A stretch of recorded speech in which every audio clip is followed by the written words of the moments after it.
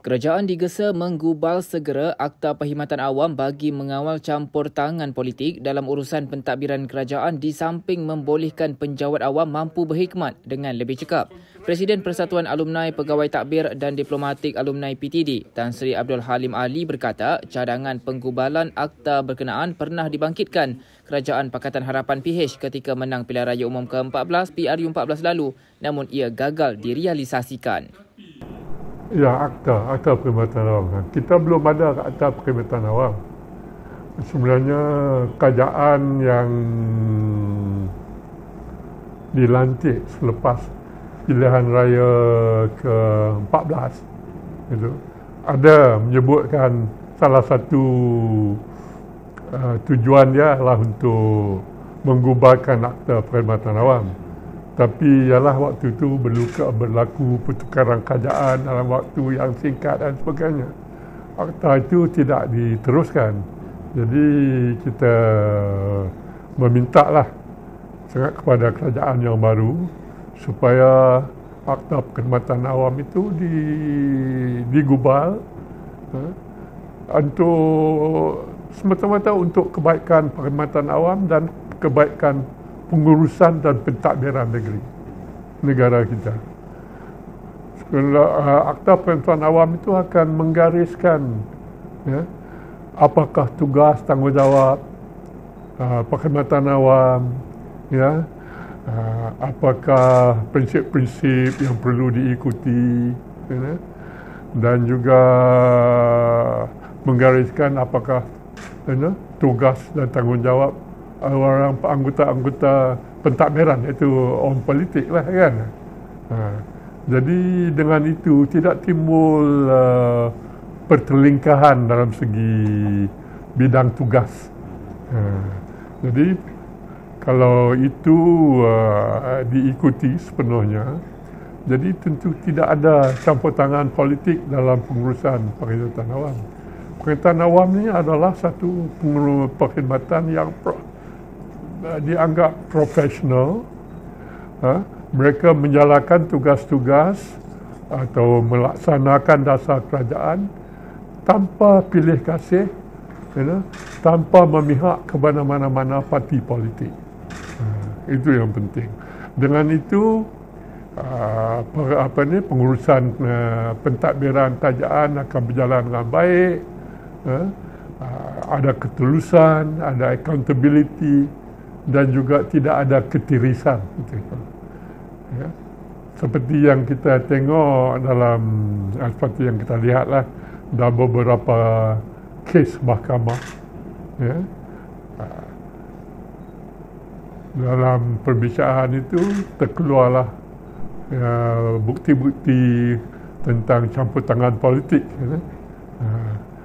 Dan kalaulah pegawai-pegawai kerajaan dibenarkan menjalankan tugasnya tanpa campur tangan politik, masalah-masalah yang timbul itu tidak akan berlaku.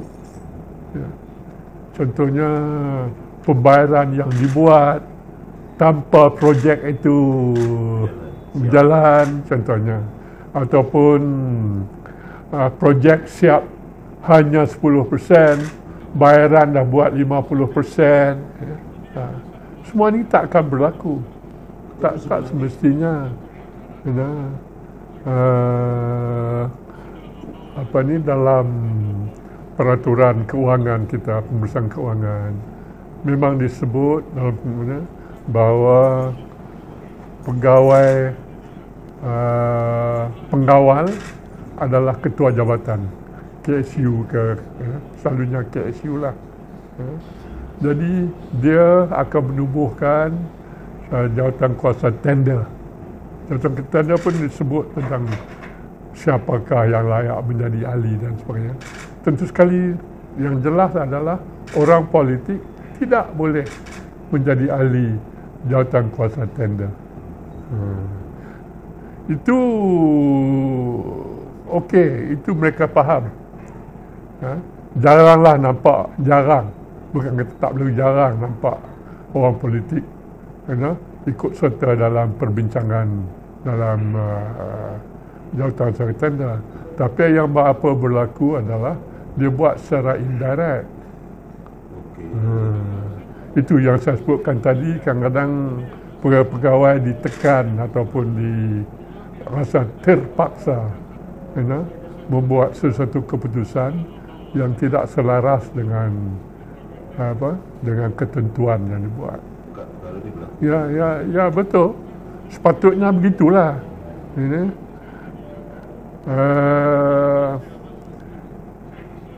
Maka itu saya sering tekankan tentang perlunya semua pegawai itu mempunyai prinsip integriti, prinsip amanah dan memegang kepada prinsip itu selagi mereka berkhidmat dengan kerajaan. Masalahnya kadang-kadang pegawai juga oleh kerana dia rasa tertekan ataupun rasa macam seolah-olah terpaksa mengikuti arahan dari orang politik, mereka juga kadang-kadang tu orang kata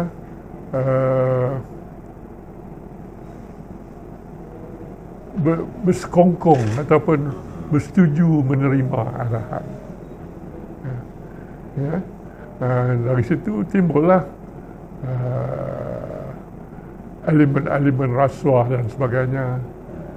Program-pegawai itu akan dijanji kalau projek itu diberi kepada seseorang, dia akan mendapat imbuhan ataupun bayaran yang merupakan rasuah. Ini sepatutnya tidak berlaku, tapi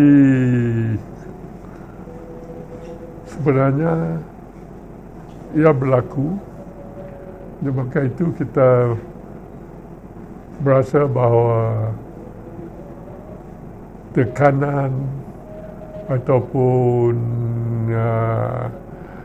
apa-apa jenis bentuk paksaan oleh mana-mana pihak, khususnya dari orang politik, tidak boleh dibenarkan.